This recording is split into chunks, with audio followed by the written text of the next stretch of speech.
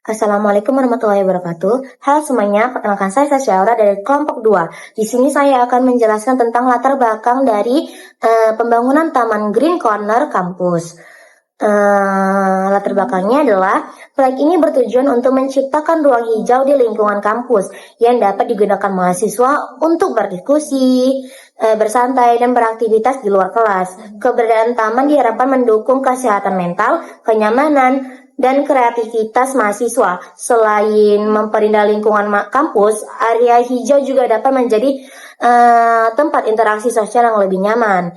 Namun pembangunan taman ini tidak mudah karena harus disesuaikan dengan jadwal akademik dan pengelolaan kampus. Oleh karena itu, diperlukan perencanaan yang baik agar pembangunan dapat berjalan dengan efektif dan memberikan manfaat jangka panjang bagi seluruh sivitas akademika. Di sini saya akan melanjutkan materi dari teman saya, yaitu landasan teori. Yang pertama ada PERT atau Program Evaluation and Review Teknik, digunakan untuk membantu perencanaan proyek dan memperkirakan waktu penyelesaian aktivitas. Yang kedua ada CPM atau Critical Path Method, digunakan untuk mencari jalur kritis, yaitu rangkaian aktivitas yang menentukan lama proyek selesai. Yang ketiga ada Caching Project, yaitu teknik mempercepat proyek dengan menambah sumber daya sehingga durasi proyek menjadi lebih singkat. Yang keempat ada linear programming, digunakan untuk mencari kombinasi aktivitas yang dipercepat dengan biaya tambahan yang paling rendah. Hubungan keempatnya yaitu PRT dan CPM, digunakan untuk mengetahui aktivitas mana yang kritis. Setelah diketahui jalur kritisnya, metode caching dan linear programming digunakan untuk menentukan aktivitas mana yang harus dipercepat agar target waktu tercapai dengan biaya minimum. Oke, di sini saya akan menjelaskan tentang studi kasus dan data proyek. Pada studi kasus ini, proyek pembangunan taman memiliki durasi normal selama 20 minggu. Namun, pihak universitas menginginkan proyek selesai dalam 16 minggu sebelum semester baru dimulai. Artinya, terdapat selisih waktu 4 minggu yang harus dipangkas. Untuk mengetahui aktivitas mana yang harus dipercepat, dibuatlah network work atau CPM berdasarkan hubungan antar aktivitas proyek. Di sini saya akan menjelaskan tentang tabel data aktivitas, durasi, dan cost-load proyek Green Corner Campus. Yang pertama, ada kode A, aktivitas land clearing. Durasi normal 4 minggu, durasi crash 3 minggu, biaya normal 50 juta, dan cost-load 15 juta. Yang kedua ada kode B, aktivitas sistem drainase. Pendahulu kode A, durasi normal 6 minggu, durasi crash 3 minggu, biaya normal 80 juta, dan cost-load 20 juta. Yang ketiga ada kode C, aktivitas paving dan hardscape. Pendahulunya kode B, durasi normal 5 minggu, durasi crash 3 minggu, biaya normal 120 juta, dan cost-load 25 juta. Yang keempat ada kode D, aktivitas persiapan lahan tanam. Pendahulunya kode B, durasi normal 3 minggu, durasi crash 2 minggu, biaya normal 30 juta, dan cost-load 10 juta. Yang kelima ada kode E, aktivitas penanaman pohon atau rumput. Pendahulunya kode D, durasi normal 4 minggu, durasi crash 1 minggu, biaya normal 60 juta, dan cost-load 15 juta. Yang keenam itu ada kode F, aktivitas instalasi lampu dan bangku. Pendahulunya kode C dan E, durasi normal 2 minggu, durasi crash 1 minggu, biaya normal 40 juta, dan cost-load 30 juta. Yang ke-7 itu ada kode G, aktivitas finishing. Pendahulunya kode F, durasi normal 1 minggu, durasi crash 1 minggu, biaya normal 10 juta, dan tidak ada cost-load. Oke, jadi di sini saya akan menjelaskan mengenai gambar tersebut. Jadi, gambar tersebut menunjukkan network part atau CPM, yaitu metode untuk merencanakan dan mengatur urutan pekerjaan proyek agar selesai tepat waktu, yaitu mulai dari langkah A hingga G. Setiap kode adalah aktivitas proyek dan panah menunjukkan urutan pekerjaan. Yang pertama yaitu A. A adalah land clearing atau pembersihan lahan. Yaitu adalah tahap awal untuk menyiapkan area proyek. Durasi normal atau ND sama dengan 4 minggu. Selanjutnya B. Drain system atau sistem drainage. Setelah lahan bersih, dibuat seluruh air agar area siap dibangun. Durasi normal sama dengan 6 minggu. Selanjutnya C. Paving dan hardscape atau pemasangan paving dan elemen keras, yaitu adalah setelah drainase selesai, dilakukan pemasangan jalan atau paving. Durasi normal sama dengan 5 minggu. Selanjutnya adalah D. Planting prep atau persiapan penanaman. Yaitu adalah tahap menyiapkan tanah dan area penghijauan. Durasi normal yaitu 3 minggu. Selanjutnya adalah E. Trash dan landscaping atau penanaman pohon dan penataan taman, yaitu dilakukan setelah pekerjaan C dan D selesai. Selanjutnya adalah lighting dan shading atau pemasangan lampu dan tempat duduk. Itu dikerjakan setelah landscape selesai. Dan yang terakhir adalah finishing dan inspect atau finishing dan pemeriksaan, tahap akhir sebelum proyek dinyatakan selesai. Jadi yang dimaksud ND itu adalah normal durasi atau waktu pengerjaan normal, sedangkan CD crash durasi atau waktu tercepat jika dipercepat, dan CS atau crash cost biasanya tambahan untuk mempercepat pekerjaan. Selanjutnya jalur kritis atau critical paths. Pada gambar, garis merah menunjukkan jalur kritis dari A hingga G. Artinya, jalur ini menentukan lama total proyek. Jika salah satu aktivitas di jalur merah terlambat, maka seluruh proyek itu terlambat.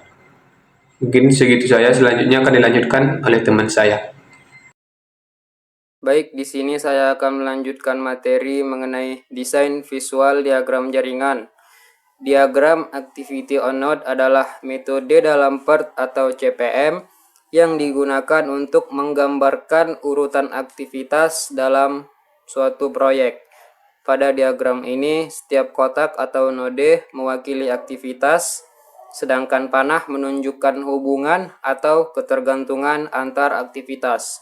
Keterangan diagram: kotak hijau, aktivitas awal dan akhir, garis merah, critical path atau jalur kritis, garis biru, jalur normal atau non-kritis, ND, durasi normal pekerjaan, CD, durasi percepatan, dan CS, biaya percepatan.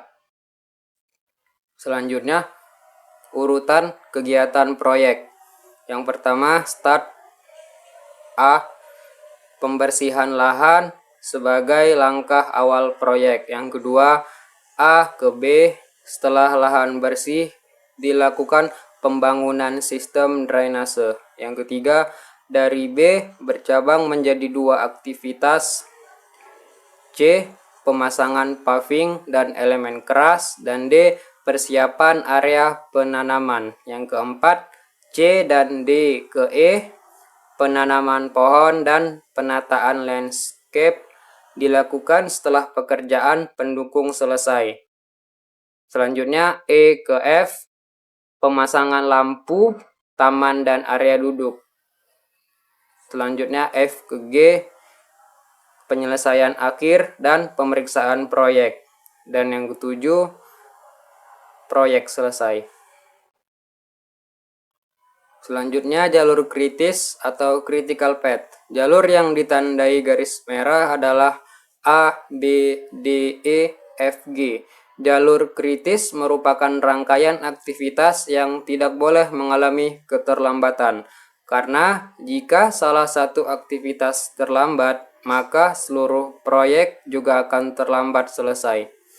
Jadi kesimpulannya, diagram AON membantu manajer proyek untuk mengetahui urutan pekerjaan, melihat hubungan antar aktivitas, mengidentifikasi jalur kritis proyek, serta mengontrol waktu dan biaya proyek secara lebih efektif. Baik, di slide ini saya akan menjelaskan tentang perhitungan ES, EF, LS, LF dalam metode CPM atau Critical Path Method. Perhitungan ini digunakan untuk mengetahui kapan suatu aktivitas dapat dimulai dan diselesaikan, baik dalam waktu paling awal hingga paling akhir. Dengan perhitungan ini, kita dapat menentukan jalur kritis serta mengetahui aktivitas yang memiliki kelonggaran waktu atau slack. ES atau early start menunjukkan waktu paling awal suatu aktivitas dapat dimulai, sedangkan EF atau early finish menunjukkan waktu paling awal aktivitas tersebut dapat selesai. Nah, kalau LS itu late start adalah waktu paling lambat aktivitas dapat dimulai tanpa menunda proyek, dan LF atau late finish adalah waktu paling lambat aktivitas harus selesai agar proyek tidak mengalami keterlambatan. Ini saya akan menjelaskan tentang istilah dan rumus penting CPM. Pertama ada ES atau early start, yaitu waktu tercepat aktivitas bisa dimulai. Kedua itu ada EF atau early finish, yaitu waktu tercepat aktivitas dapat selesai. Rumusnya itu kayak EF sama dengan ES plus durasi. Ketiga yaitu LS atau late start, yaitu waktu paling lambat aktivitas dapat dimulai tanpa menunda proyek. Rumusnya adalah LS sama dengan LF kurang durasi. LF itu late finish atau yaitu waktu paling lambat aktivitas harus selesai. Terakhir yaitu ada slack. Slack itu adalah sisa waktu atau kelonggaran yang dimiliki suatu aktivitas. Rumusnya adalah slack sama dengan LS dikurang ES atau slack sama dengan LF dikurang EF. Di sini saya akan menjelaskan tentang langkah-langkah perhitungan forward pass atau hitung maju ES dan EF. Pada slide ini dijelaskan proses forward pass atau perhitungan maju yang digunakan untuk mencari nilai ES dan EF. Perhitungan ini dimulai dari aktivitas awal menuju aktivitas akhir proyek. Untuk aktivitas A, karena merupakan aktivitas awal, maka ES-nya itu 0. Durasi aktivitas A adalah 4, sehingga rumusnya EF sama dengan 0 ditambah 4 sama dengan 4. Selanjutnya, aktivitas B menunggu aktivitas A selesai. Karena EF A adalah 4 dan durasi B adalah 6, maka ESB sama dengan 4 dan EFB sama dengan 10. Kemudian aktivitas C dan D merupakan percabangan yang sama-sama menunggu aktivitas B selesai. Oleh karena itu, ESC sama dengan 10 dan ESD sama dengan 10. Setelah itu, aktivitas E menunggu aktivitas D selesai sehingga ESE sama dengan EFD sama dengan 13. Sedangkan aktivitas F harus menunggu aktivitas C dan D selesai. Dalam kondisi ini digunakan aturan bahwa nilai ES waktu aktivitas diambil dari EF terbesar aktivitas pendahulunya. Karena EFC sama dengan 15 dan EFD 17, maka yang diambil adalah ESF sama dengan 17. Dari proses forward pass ini kita dapat mengetahui waktu tercepat setiap aktivitas dimulai dan diselesaikan serta memperoleh durasi total proyek. Setelah melakukan perhitungan maju atau forward pass, langkah berikutnya adalah melakukan backward pass atau perhitungan mundur untuk mencari nilai LF atau late finish dan LS late start.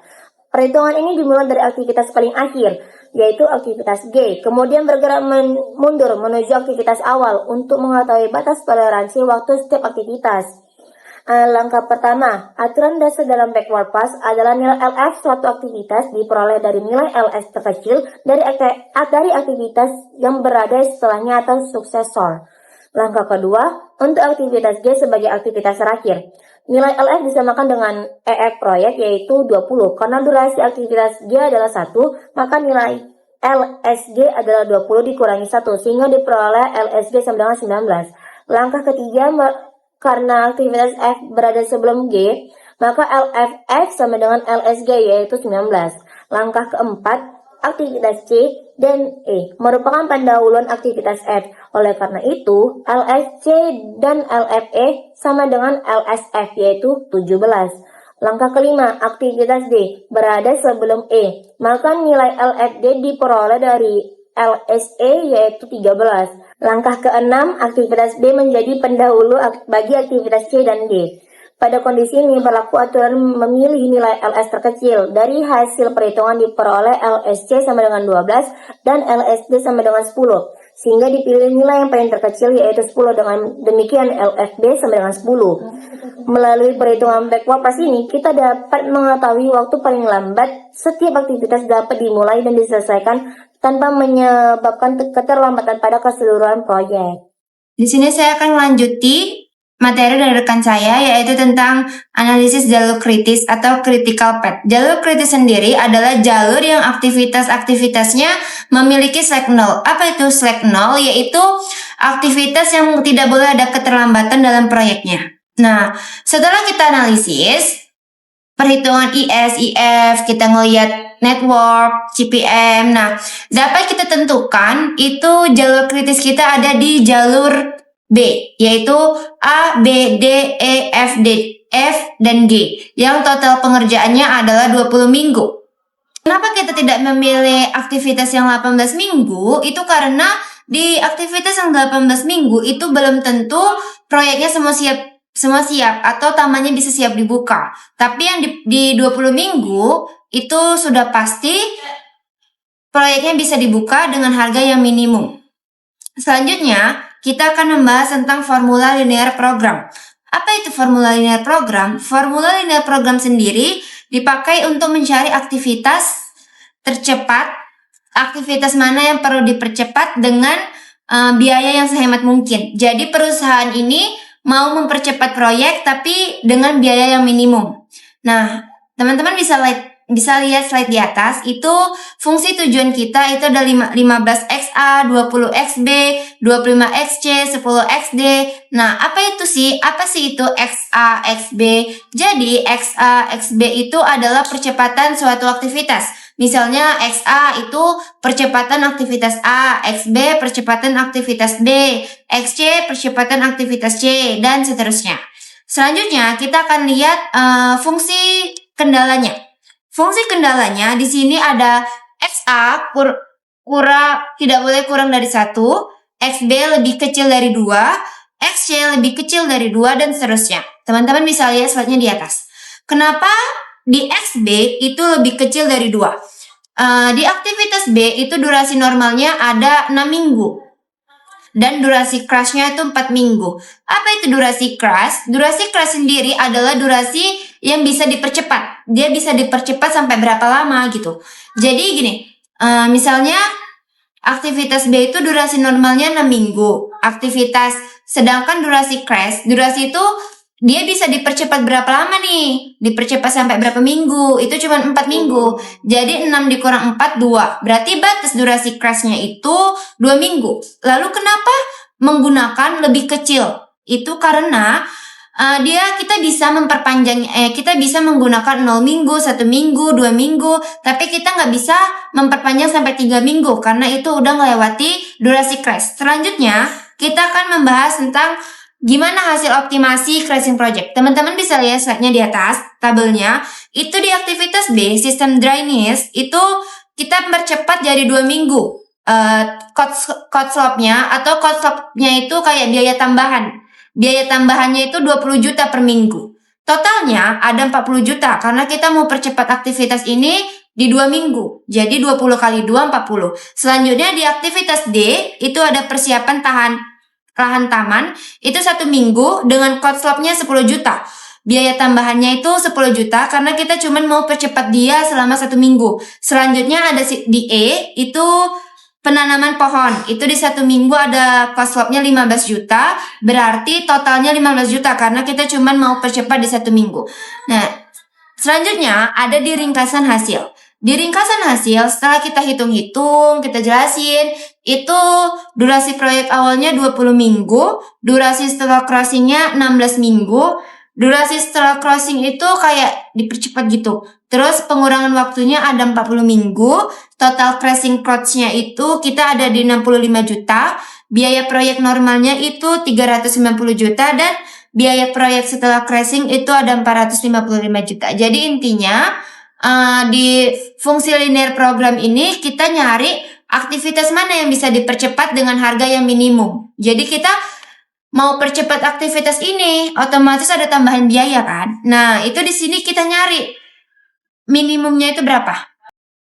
Jadi dapat disimpulkan bahwa untuk mencapai target 16 minggu aktivitas yang dipercepat adalah B sebanyak 2 minggu, D sebanyak 1 minggu, dan E sebanyak 1 minggu. Total percepatan yang dipercepat adalah 4 minggu, sehingga proyek dapat selesai dengan tepat waktu. Biaya proyek bertambah 65 juta dari 390 juta menjadi 455 juta. Sekian yang dapat saya sampaikan. Terima kasih.